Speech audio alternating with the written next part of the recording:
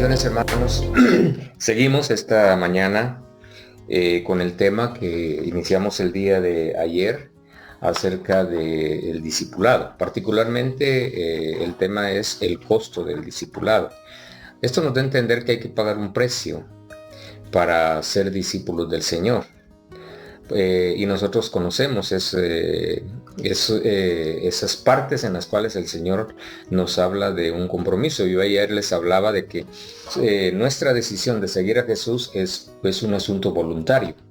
Pero ya cuando nosotros hemos decidido voluntariamente seguir al Señor, tenemos que saber que hay un precio que hay que pagar. Por eso nosotros le estamos hablando en estas mañanas acerca del costo del discipulado. Y se recuerda que comenzamos leyendo Lucas 14, 25. Ahora vamos en el versículo 26.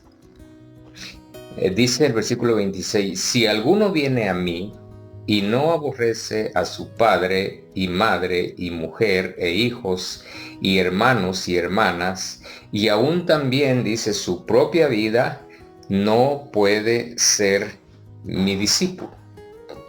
Nos vamos a dar cuenta mientras desarrollamos esta temática de que aquí hay aspectos a los cuales que hay que renunciar y de alguna manera los hemos clasificado las 3P. Y la primera P es las personas, porque ahí dice, si alguno no aborrece su padre, su madre, mujer.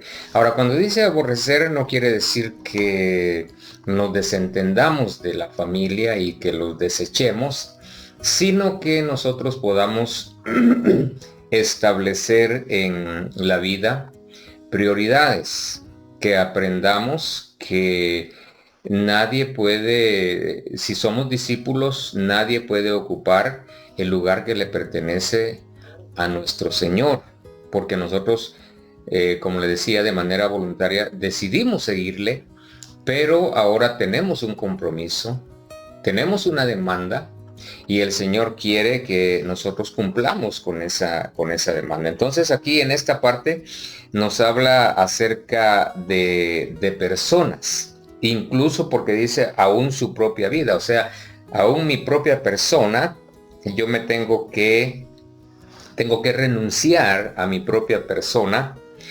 Y encontramos también que en Lucas, en el capítulo 9, regresamos un poquito, en el capítulo 9 hay unos versículos que coinciden con esto que estamos hablando nosotros en los versículos 57, o sea, los últimos versículos.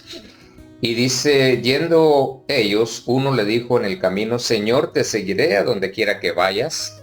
Y le dijo Jesús, las zorras tienen guaridas y las aves de los cielos nidos, mas el Hijo del Hombre no tiene dónde recostar la cabeza. Y dijo a otro, sígueme. Él le dijo, Señor, déjame que primero vaya y entierre a mi padre. Y Jesús le dijo, deja que los muertos entierren a sus muertos y tú ve y anuncia el reino de Dios. Entonces también dijo otro, te seguiré, Señor, pero déjame que me despida primero de los que están en mi casa. Jesús le dijo, ninguno que poniendo su mano en el arado mira hacia atrás es apto para el reino de Dios. O sea, aquí nos damos cuenta que estas personas que querían seguir a Jesús, a quienes Jesús estaba invitando para que fueran sus discípulos, anteponían a las otras personas antes que al Señor Jesucristo.